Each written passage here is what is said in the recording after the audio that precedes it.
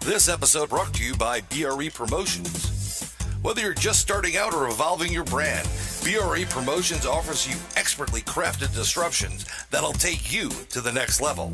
BRE Promotions. We make your business shine. Visit us at BREPromotions.com to schedule your free consultation. Hello, I'm Brian Bowden, host of NoBoBuMe.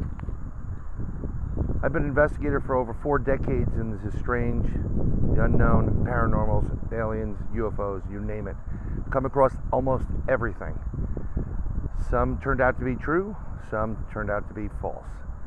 But one case in particular has always given me a strange curiosity and interest. And originally, I had the opportunity to speak to the individual that this case happened to.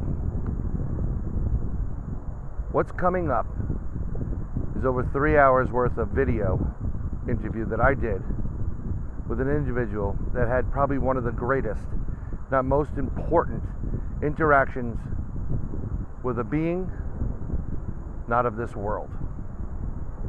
There's a lot of controversy regarding this person and the entire subject, but I think there's a lot of truth there too. I'm not going to judge. I'm not going to tell you what to think or what not to think, but I'm going to ask you to listen. And because it's over 3 hours, I'm digesting this information is going to be a little bit more difficult. What I'm going to do is break this up into 3 segments so you can understand what's going on. Again, I'm not trying to sell you. I'm not trying to promote. I'm just letting you know that you have an opportunity to hear something which I think is one of the most significant events ever. You are the one that has to make the decision. So sit back, put your headphones on, and hopefully enjoy. NoBoBuMe.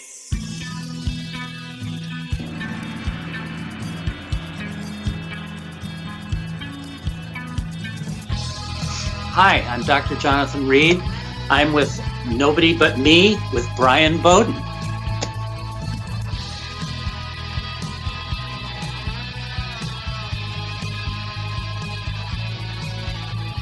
Hello, ghouls, goblins, friends, fans. Welcome back to Nobody But Me. That's NoBoBuMe with your host, myself, Brian Bowden.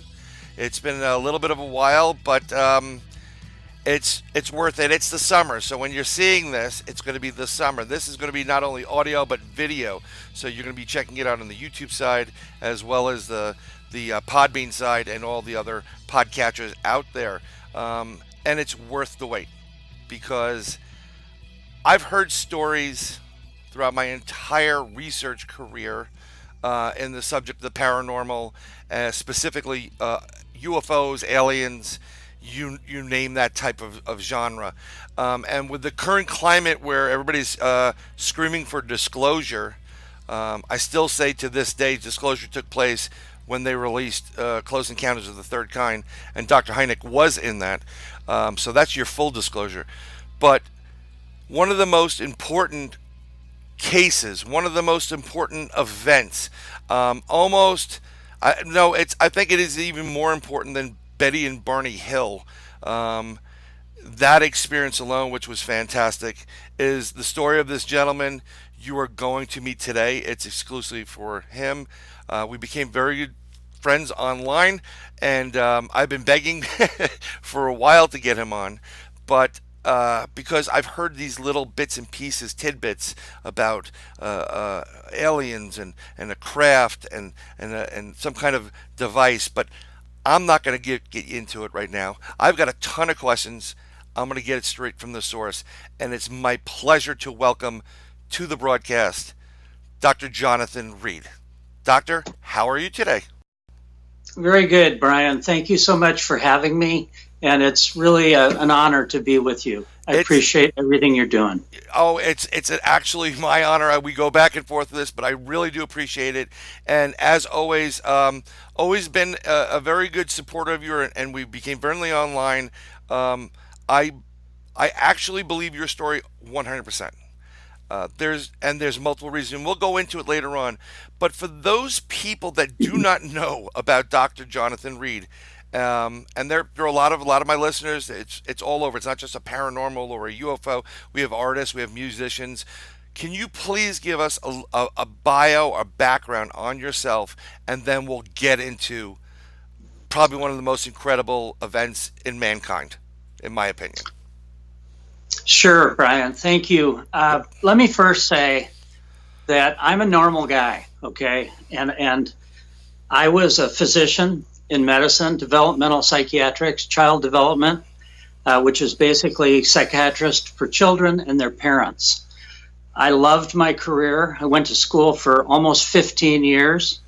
I graduated from San Diego State with basically a teaching degree. Then I moved on to UCLA, where I did basically all my pre-med and partially my med school. And I ended up at University of Washington for my final and my internship. After that, that was about 1980 when I got out of school. After that, I went to work for the University of Washington Medical Center, where I was a department head of the psychology psychiatric department for 12 years. I loved my job. It was what I was meant to do. And I was friends with everybody. Everybody liked the way I ran things. And it was just a good fit for me, just a wonderful fit. Well, how this all came about, this event that we're talking about, was on October 15th, 1996. I, like any other day, had my dog, which was Susie, a golden retriever, who usually went with me everywhere. She was literally a companion. She rode in the car, she went to the store, she went to the bank, she even went to work with me. Everybody loved her. Yep, as she should be. She was 7 years old and a really, really great dog. And so she went everywhere. So on this wonderful October day in the afternoon, I decided, you know what? I'm going to play hooky from work. And I'm going to take my dog and go to a place where it was out of the city. It was about 50 minutes drive east of Seattle. At the time, I was living and working in Seattle. And we got into the forest, the Snoqualmie National Forest. Right. Parked my Jeep just exactly like we always did at the end of this wonderful old logging road, which was closed to traffic. And it was great because you could just park your car, get out, and go. Your dog could run. There was wildlife. There was deer, raccoons, everything. Right. And that day, it was a warm day, a little bit overcast, but we did what we always did. We had done this many times before. Got out, started walking, had walked for a little over an hour down this trail, taken one side trail, beautiful wilderness. I mean, just beautiful, pristine. She would run, my dog would run and bark and play and be out of sight and then come bouncing back, and dog stuff, just wonderful dog stuff. Well, after a while, she ran and would bark, and then I kind of lost sight of her, and I could hear her barking like she was going after something, like a raccoon or a squirrel or something, which wasn't, something I had to worry about because she'd done it before. But this time, her barking started to change. The sound of her barking started to sound angry, or if she was even in danger. So my thought, hearing this, I thought, well, maybe she found a bear, or she found a wildcat, and she's trying to tree it or whatever. But nevertheless, it gave me a moment to be concerned with the tone of her voice. And if you've ever had a dog for very long, you know that you get used to their voice, to their sound. Yes. And it's just like a language. And this dog was not a dog, it was a companion. It was a child to me. It was my child. And so I kind of hurried forward, listening to her barking. And it became worse and worse. The sound became just like she was endangered and maybe being hurt by an animal, starting to sound a little bit of a yelping sound. Yelping. So I ran forward as fast as I could, and I had a day pack, just with some, protein bars and a little dog food and really not much, some cameras. And I took the pack off, set it down, and I couldn't see her. There was a lot of underbrush in this area, and it was a little overcast. So in places it was dark because the tree canopy was very, very thick. Nevertheless, I could hear her. She was very close. So I ran up and I set my pack down and I grabbed a branch, a tree branch that was fallen. It was about the size of a long baseball bat. Right. Just about that size, maybe 6 feet long and the same dimension as a baseball bat. And I thought, if I grab this, maybe I can untangle her if she's, involved with something. And this all happened in, just moments.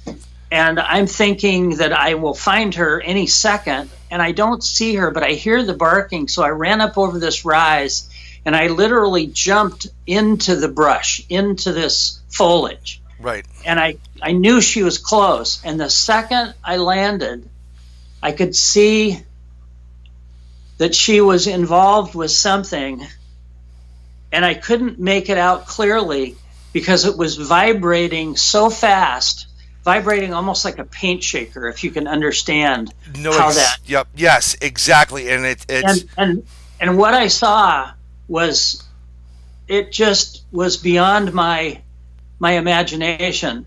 My dog had this small creature, small, childlike in size actually, and by his arm, like she was biting his arm. And as I was seeing this, and this all happened within about 10 or 15 seconds, he was throwing her back and forth right over, Really? She was totally attached to his arm.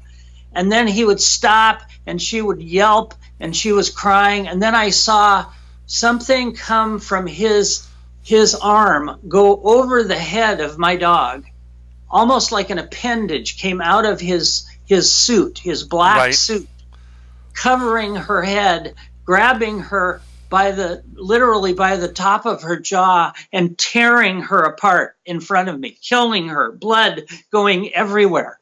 It was terrible. It was very, very sickening and emotional, and she was screaming. And in a second, her body started to literally fold in on itself and kind of gelatinize and go into what looked like, and I know it sounds just so weird, but almost like a hole opened up into her chest, and she just started folding her body and her fur and this bloody stained dog into this hole. And it was literally a second and she was gone and the sound was gone, and she turned into some kind of white ash and just fell to the ground. I was so insane at that moment. I grabbed this bat that I had and I took a step forward and I hit this little being as hard as I could in the head. And I knocked him to the ground. I wanted to kill it. Oh, I understand that.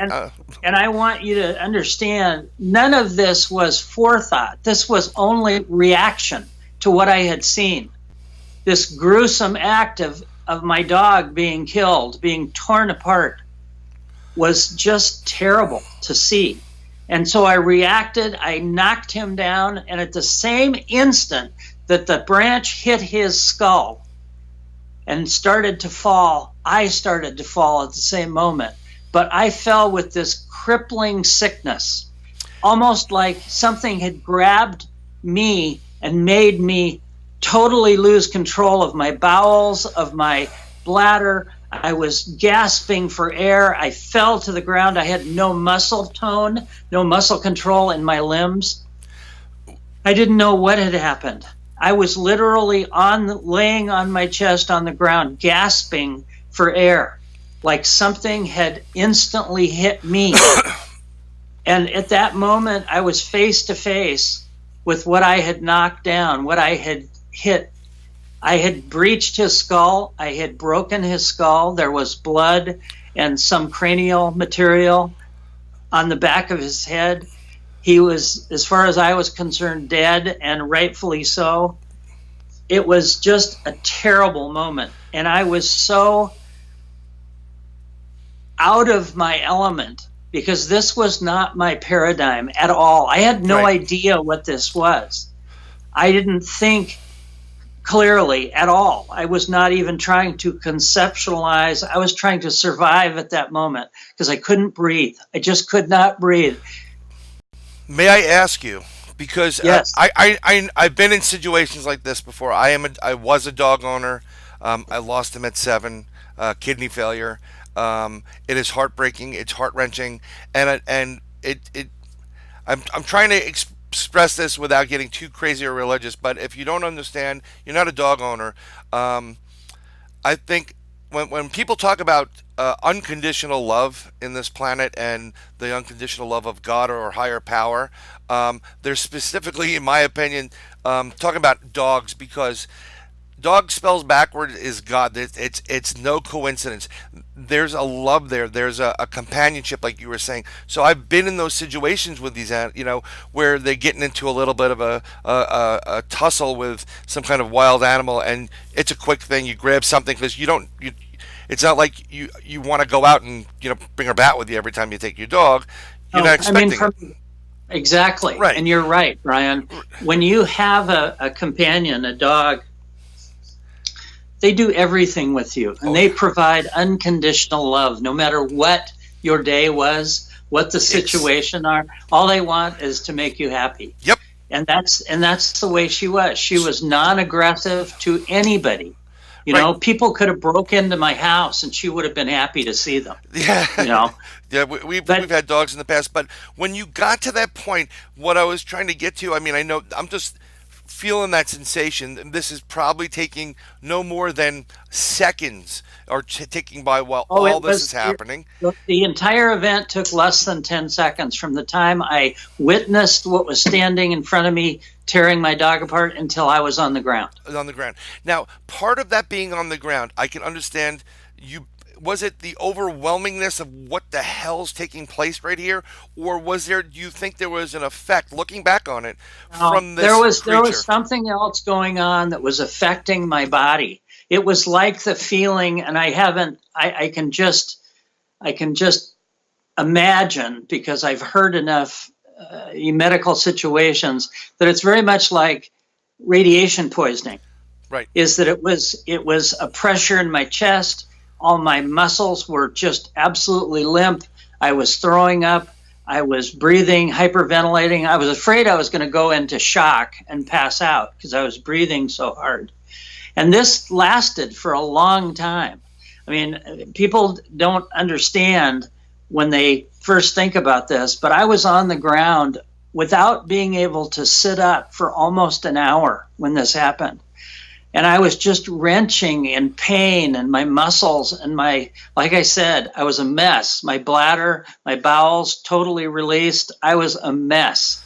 And I was face to face with something that I couldn't understand. I couldn't understand what this was. Like I said, it was childlike in size. It was literally 53 inches high because later we did an analysis of this. But at the time, it looked like a small child. It was very light in weight, in size. It was a grayish, pinkish color. Its skin, its body was covered totally from the neck down to its feet and its hands with one material that was black. It was black like spandex, and Spandex. it had like mittens. It looked like it had a three-fingered mitten on each hand, but there were no seams to it. It was all one piece, almost like it was form fit or sprayed on, and it Oh, was black and shiny. and at that point, from the point where you wake up from falling down, how long was it before you started to address what was taking place, what just took Well, place, I, and did I I think kill a child, or what what Well, did I I hit? was thinking that You know? within probably 15 minutes, I was aware that I had done this act, that my dog had died somehow. I still wasn't sure what that process was because it was nothing like I had ever seen or imagined. I started to think, is this a child? Because it was so small. And yet I was 3 feet in front of its head, bleeding. I could see its mouth. I could see its eyes half open. I grabbed a stick that was on the ground near me and I poked it at it to see if it would move. And it was totally dead as far as I was concerned. It wasn't breathing. I could hear nothing coming from it, and it didn't move. But it wasn't a child. Was there an odor involved with this creature at the place? Not Yes. necessarily, beyond your Yes. own personal at that Yes, point. it had a terrible odor, and it smelled like rotting fruit or rotting meat. And it was just a pungent, very acidic kind of a smell, and definitely a smell. And again, I was reeling to find some kind of logic to what had just happened, but I could find none. I would turn away from this. I would try to slow my breathing down so I wouldn't pass out. And then I would get up on my elbows and try to sit up, and I would fall back down because the muscle tone in my arms and my chest hurt terribly, and it just was so weak. It was like somebody had unplugged all of my muscles. Wow.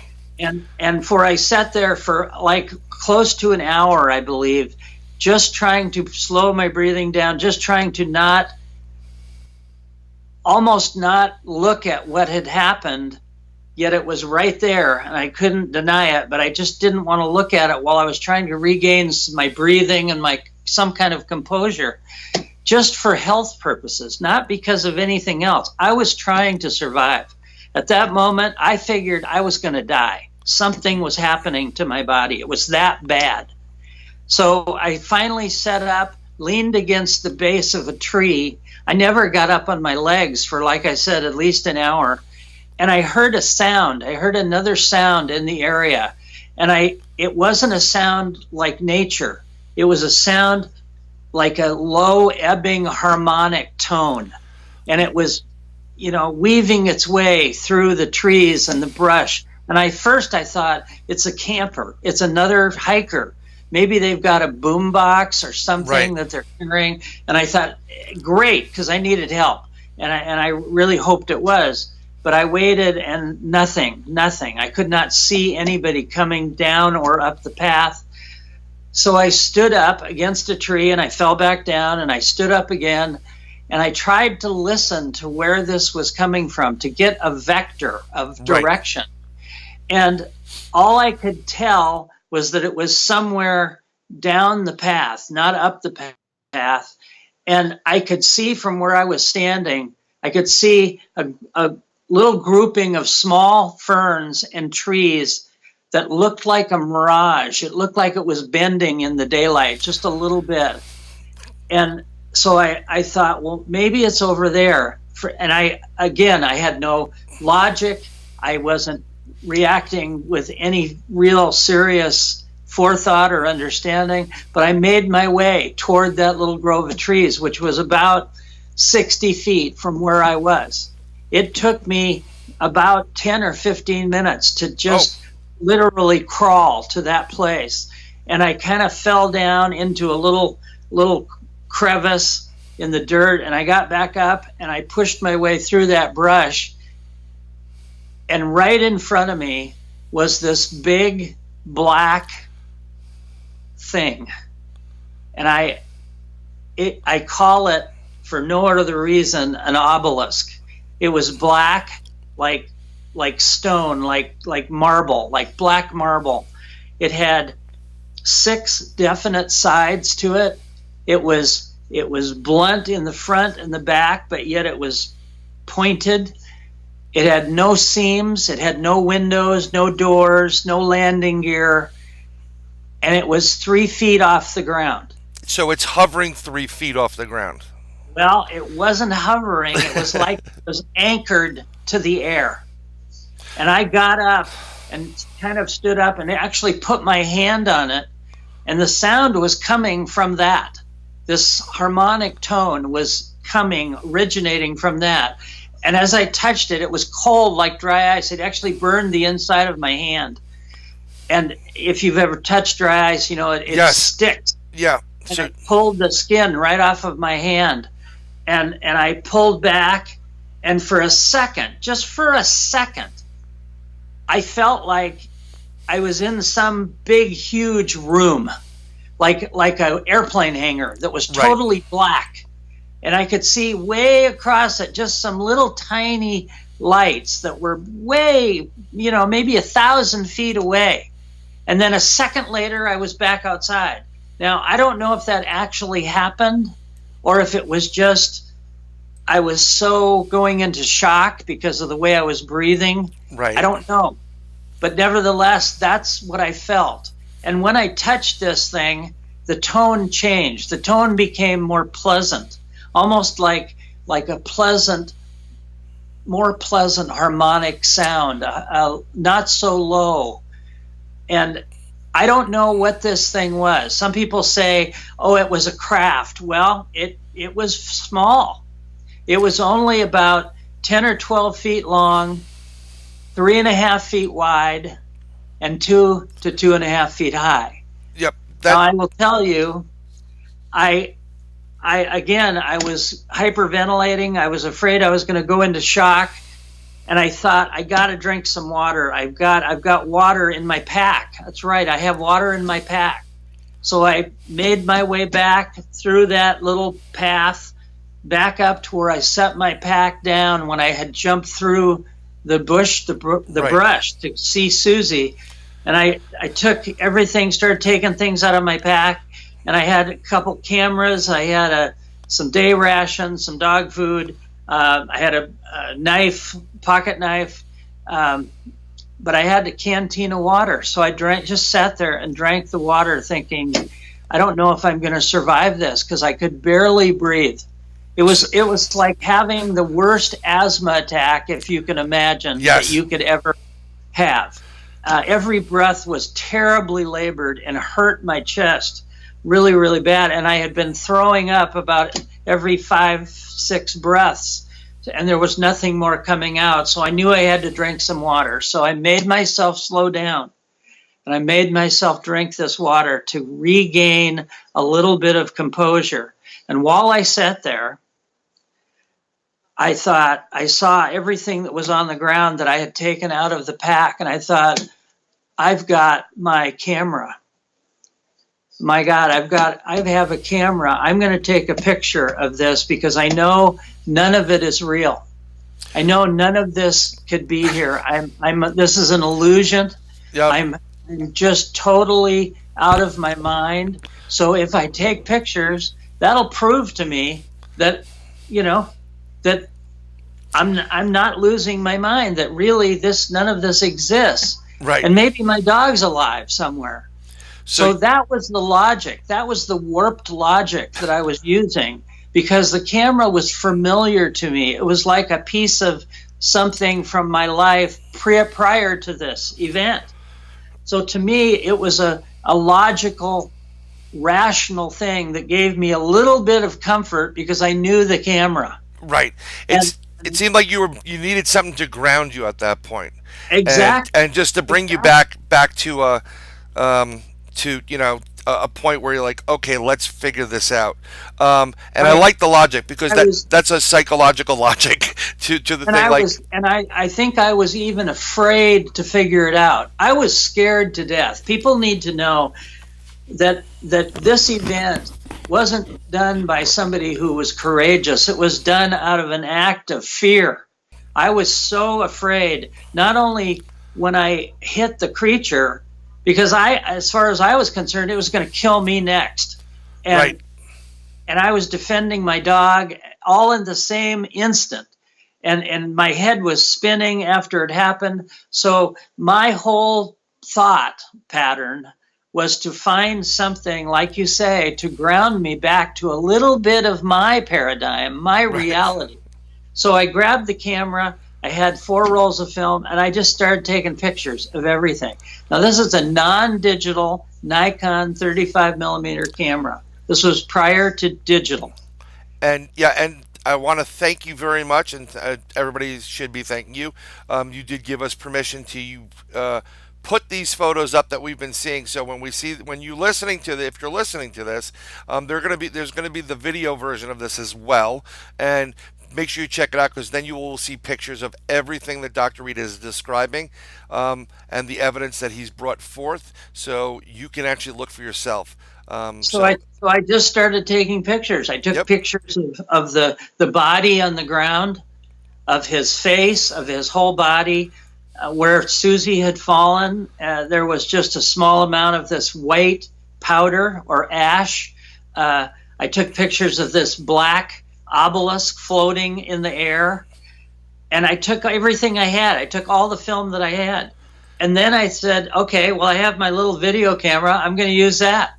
So I just started thrashing around, pointing the video camera at all these different things, the same things, the body, the spot where my dog had fallen, this black floating thing, which made no sense. Right. And in fact, nothing made any sense. The whole area, a whole 400 or 500 foot circle of this area became totally foreign. It no longer felt like the normal forest that I was used to. It was stone quiet. You could not hear the birds or the air that you normally could hear. The ground felt spongy, almost like it was wet, even though it wasn't.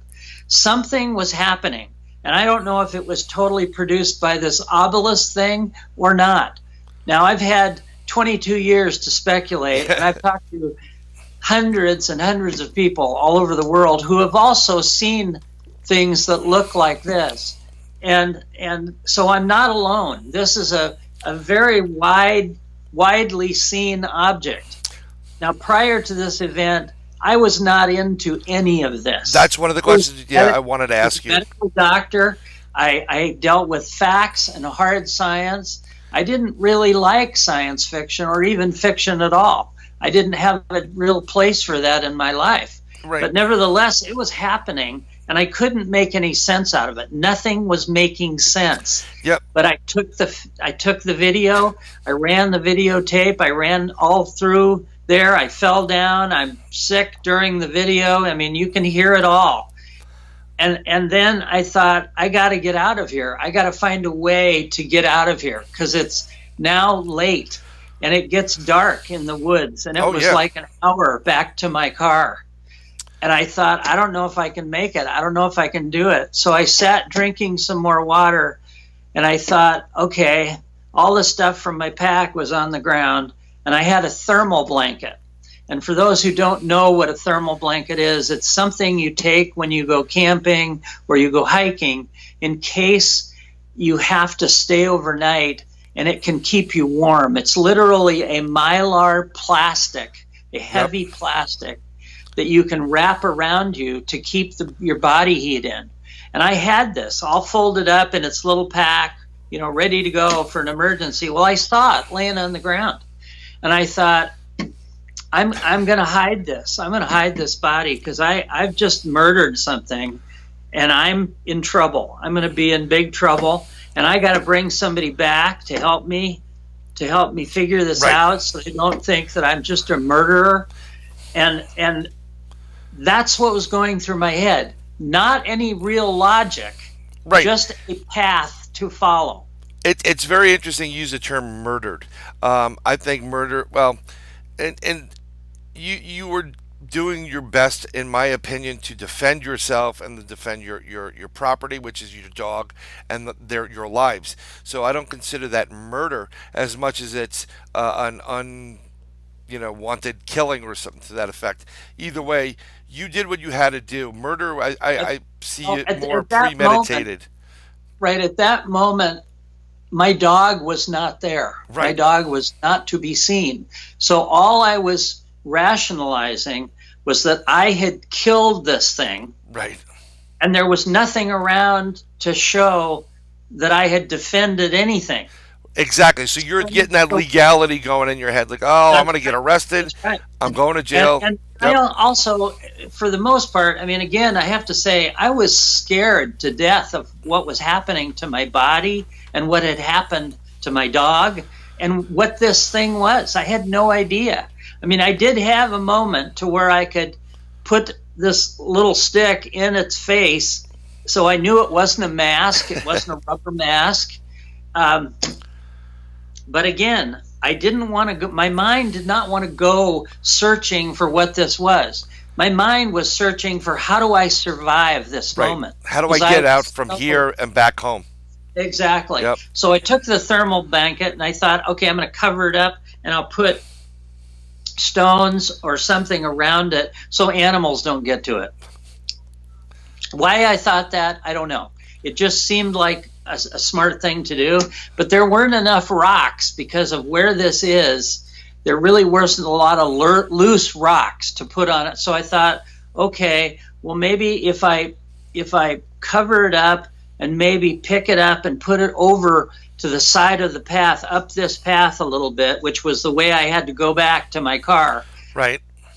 Maybe I can just put some branches or some sticks or something on it to preserve it so the animals won't eat it. And that's what I kept thinking. I kept thinking, I don't want the animals to disturb it.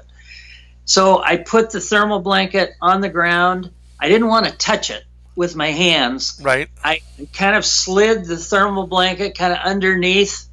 And as I did that, I felt that it was so light, I couldn't believe it. It was like 40 or 50 pounds at the most. A lot lighter than a child would be. I mean, extremely light. So I put the blanket underneath it, and then I covered it and kind of rolled it up into this thermal blanket, and kind of like a sleeping bag, where Right. you would roll it up. And I thought about it for just a couple seconds, and I just started reacting, not out of forethought, but just out of nothing else that I could think of to do, is I took the straps off of my pack and I tied it around in two places around the body, around the thermal blanket.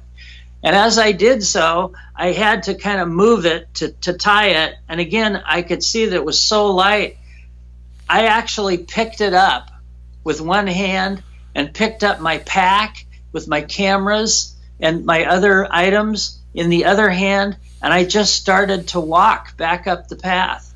And I figured, okay, I'll find a place, I'll hide it. I'll find a place to put it in the brush. And I kept looking, and then I'd stop, and I'd get sick, and I'd fall down, and I'd gasp for breath for 5 or 10 minutes, and then I'd get up again, and I'd walk a few more feet.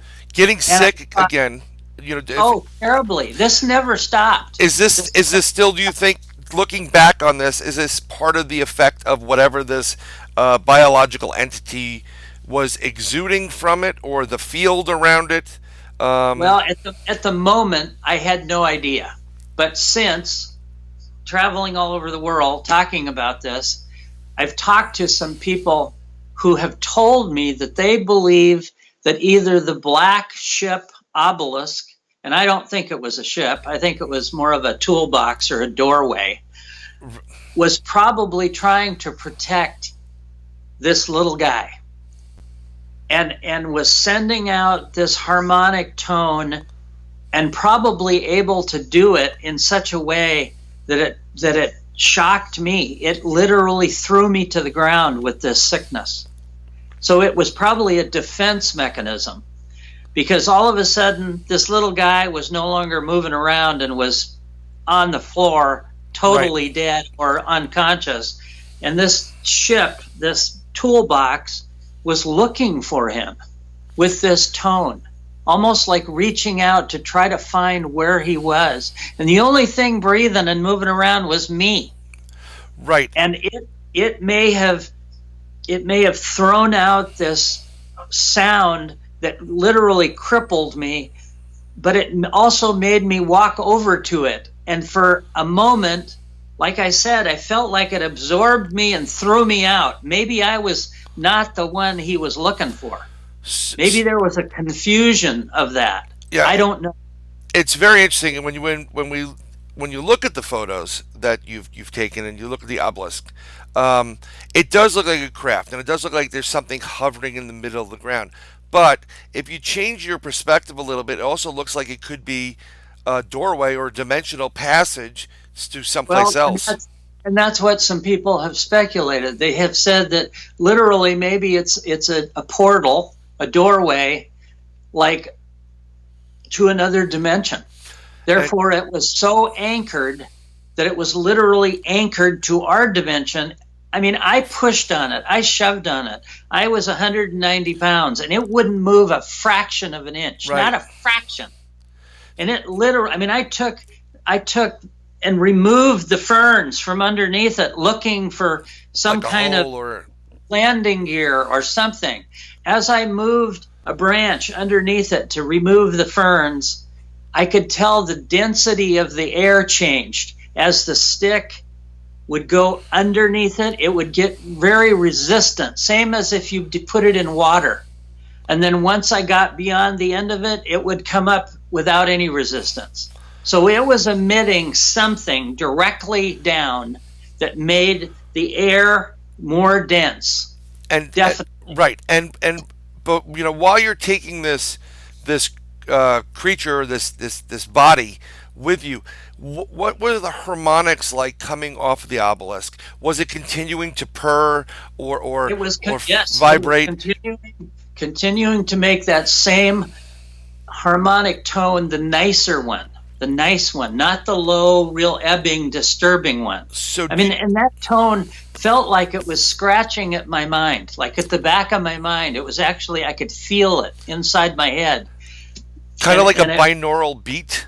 The binaural beats that people use, different theta waves and where it yeah, kind of sort like of, but far stronger. first I mean, so much so that it gave me a migraine headache being there. And I was there for almost 3 hours.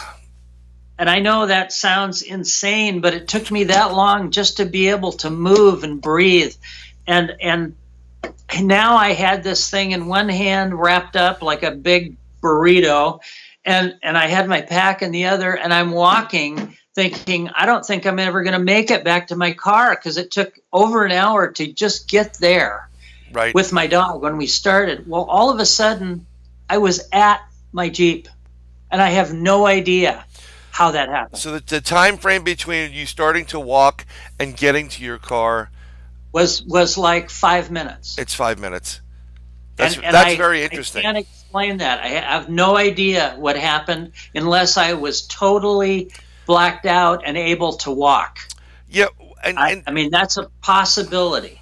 hearing this now, some of the research that I've been doing and is not just on the paranormal side. We're talking about quantum type of physics where things are able to. We're talking about portals. So maybe that vibration, that frequency, which was just now recognized as another element to Earth, into the dimension, maybe because of that connection to the obelisk, subconsciously, you were able to say, you wish it, so it shall be. Ask and you shall receive, and you saw it in your head, and you were able to move from point A to point B, A being the distance away to your car, in an instant. But because you're not aware of what you can or cannot do, Right. that's why it seemed like how did I get here? That's as good a answer as any, because I don't. Again, I want to make it clear, Brian, not only Right. to you, and I know you know, but I don't have all the answers. This is the first time this kind of thing ever happened, and I had no instruction manual on how to deal with this day. I put the body in the back of my Jeep. I had a used older Jeep that I used for dog stuff. Right. I closed the door, I was just numb. I was barely able to, I was still breathing so hard. I was expecting to pass out from hyperventilating. I sat in the driver's seat for a long time, just sat there. And the keys were in the ignition. I didn't start it. And I just looked over, and where Susie always sat next to me in the passenger seat, and she wasn't there. And I thought to myself, what happened to my dog? Where is Susie? You know, and I even looked outside like I was looking for her. And then I looked in the rearview mirror, and I caught a glance of the edge of this thermal blanket. Right. The silver and gold thermal blanket. And I knew something had happened, something bad had happened. And so I started the Jeep, and I started to drive home, stopping about every 10 or 15 minutes to get out and throw up and walk around and try to calm down. I drove from there about 15 minutes away was a ranger station, a big ranger station that I knew of. And I went there to get help. I needed help. There was nobody there. I went and banged on the door, but there was nobody there. So I got back in, and I just started to drive home. That's the only thing I could think of. And again, stopping along the way, it was like 50 minutes to drive to my home. And the traffic was light, and I would pull over, and I'd stop, and I'd throw up and gasp for breath, and then I'd get back in. And I had become numb to what had happened. I didn't want to think about it. Right. I didn't want to even echo what had happened to my dog, because I was so emotional that I just couldn't do that. I couldn't allow myself to go there. So I got home, I drove in my carport, and which was adjacent to my house, a separate garage from my house. And I just sat there for a long time, again, in the driver's seat, thinking, what's happened? What has happened to me?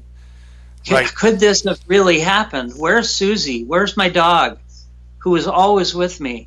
And again, I looked in the rearview mirror, and I saw the thermal blanket in the back of the Jeep, and I thought, something terrible has happened, and I don't know. And I had no reason other than I wanted to find some kind of comfort in all of this. My home gave me comfort. Being in my carport gave me comfort.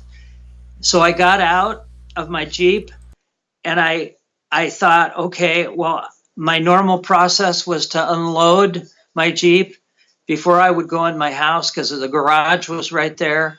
And so I just opened the door of my garage, and I set the pack in there, and I thought, there's the freezer. There's my old chest freezer in my garage. And I thought, what is in the back of my car is meat. I just thought of it as dead meat. And I thought, okay, I got to preserve that, because it's going to rot. It's going to stink worse than it does. Right. Do I bury it? Do I hide it?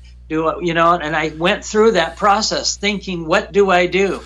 And the fastest thing seemed to do was pull the food basket out of that freezer, because it wasn't very full, and just put it in there and close the door, so I didn't have to look at it. I didn't have to think about it. So that's exactly what I did.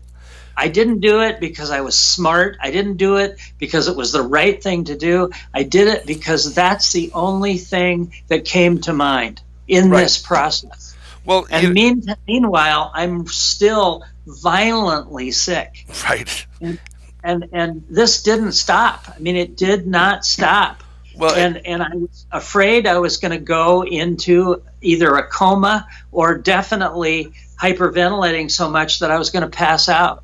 So, I mean, we're putting it in the freezer, was that like, in many ways, you wanted to preserve it to buy you time just to get your head straight?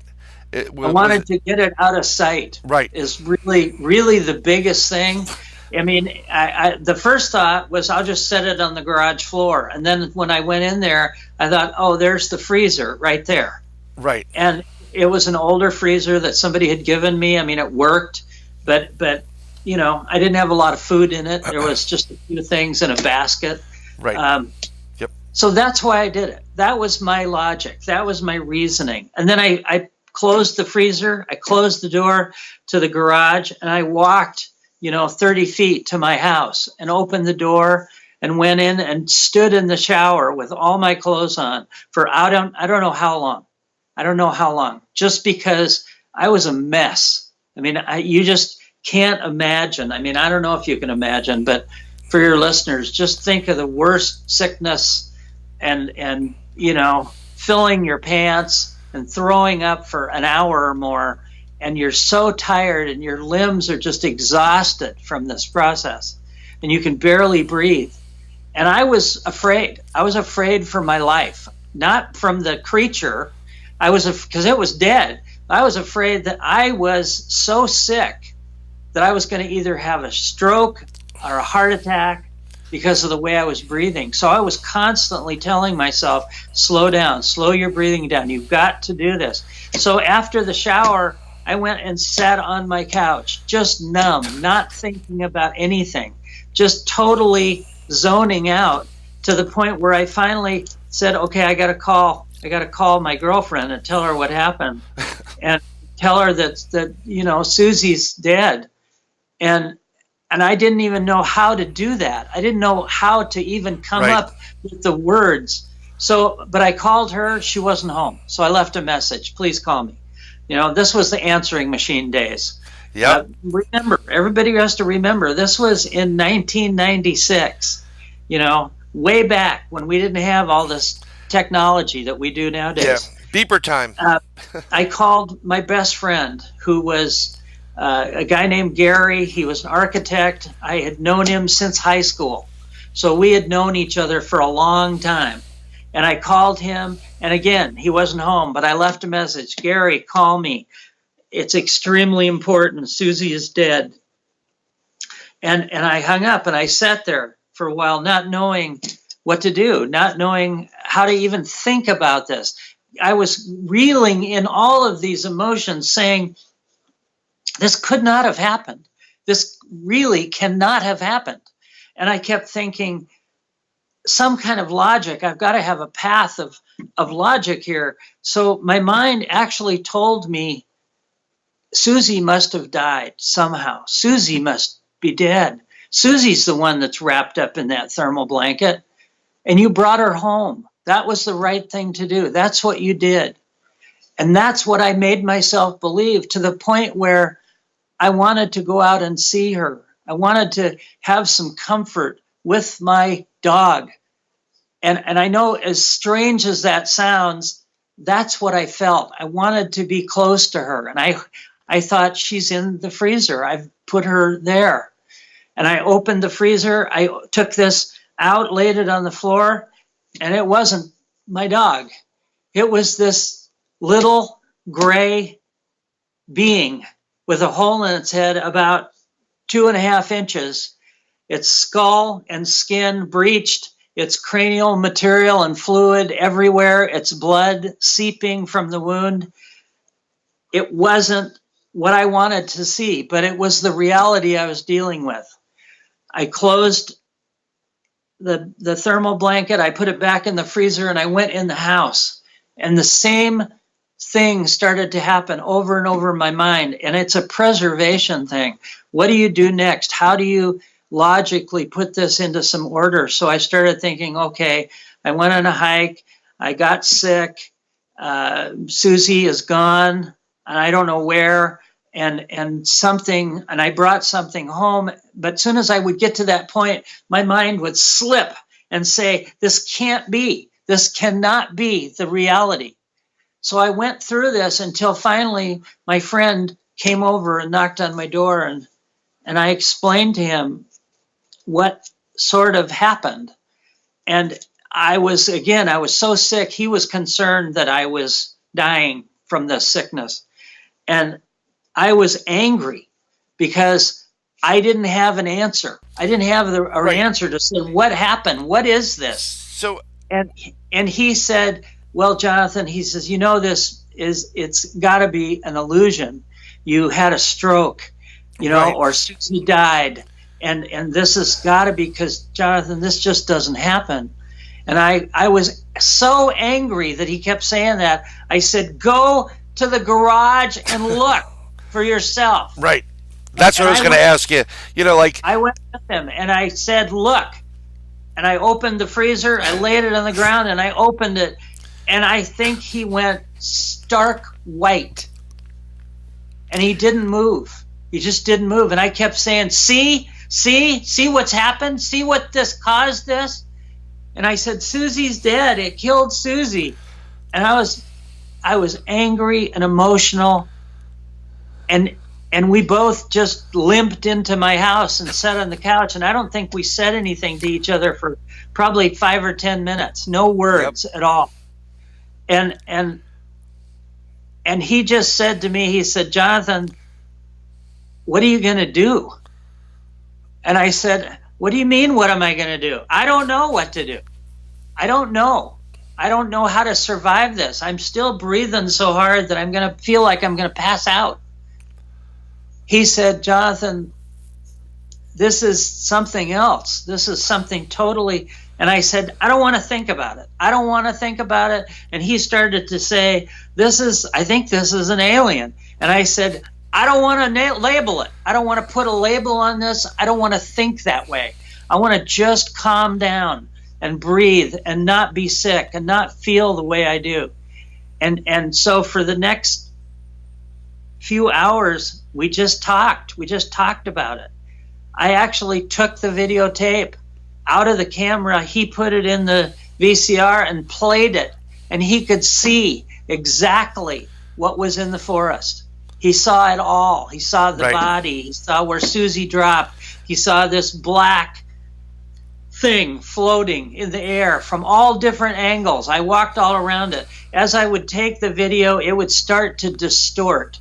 The closer I would get to this black craft, the video I could see in this little half-inch black and white viewfinder on my video camera, I could see that it was distorting, and I got angry while I was walking around. I said, damn it, work, and I was shaking the camera thinking it's the camera.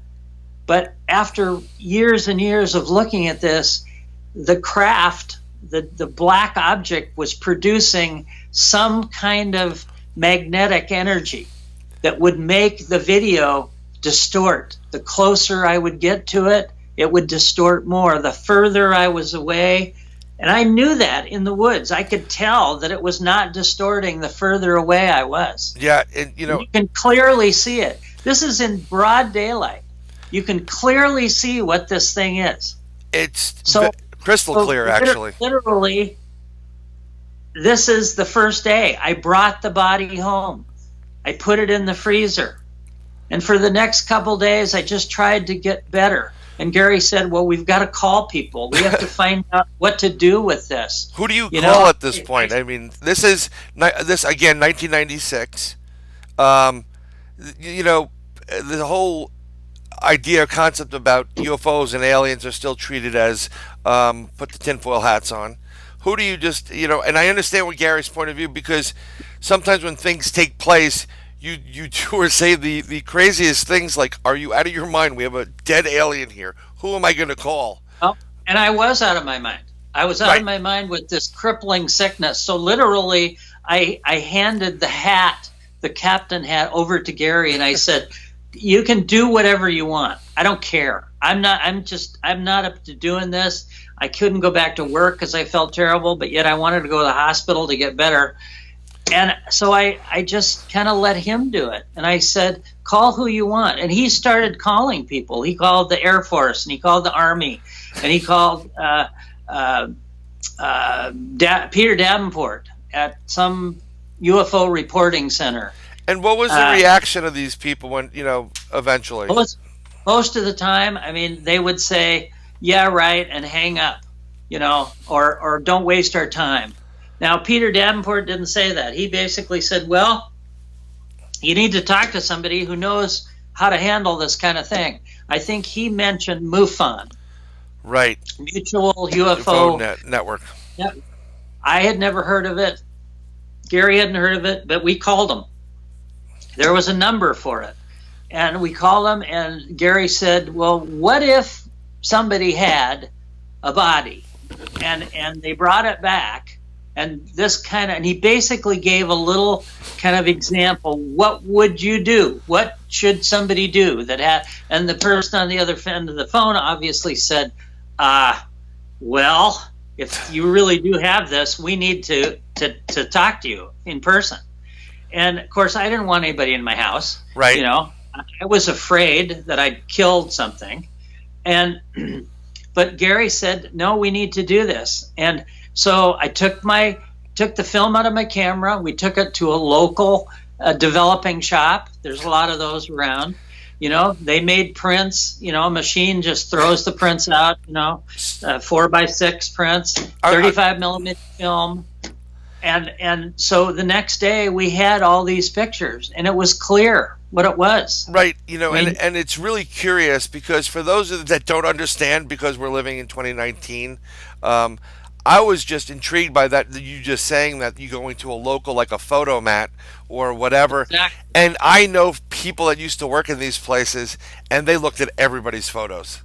So when you came walking through that door, what was the reaction of the kid or the person? Like, here you go, sir. Well, what's interesting is it was a place that I had frequented many times. Right. So I knew the lady who was the owner of it. It was small. It was like 2 people operation. Right. And they knew me by name because I, was an amateur photographer. And so Gary took the film in and put it in his name, because we immediately started thinking, Jonathan, you shouldn't put your name on anything. Something else is going to happen. Right. And I don't know why he thought that way, but he did. And he took the film in. I picked it up. And when I picked it up, the woman was there that I knew. She said, hi, how are you? She said nothing about these pictures. And the reason is when they load the film into this automated machine, right, all it does totally inside is print, literally making proofs of the film that happen to be 4x6 pictures. They go into a tray, they pick them up, they into an envelope, and they go on. She did not look at them. She actually, because I asked her, I said, did you look at what was, and she said, no, I was busy. Running all kinds of film. Yeah, some people are a little bit more cordial with your privacy. And I think, it was a situation where, she knew me. I didn't look very good. I looked like I was sick, and she was more concerned with that. And very nice people. Years later, I went and talked to them. I showed them what they had developed.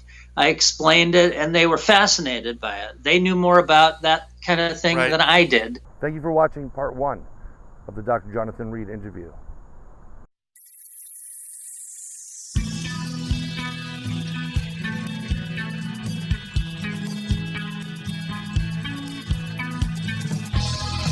Hey, this is Brian Bowden. I want to extend a deep thanks to Purple Planet. You guys rock. You're listening to NoBoBuMe, where we explore deep inside the Goblin Universe. The opinions expressed on NoBoBuMe are of that of the host and his guests.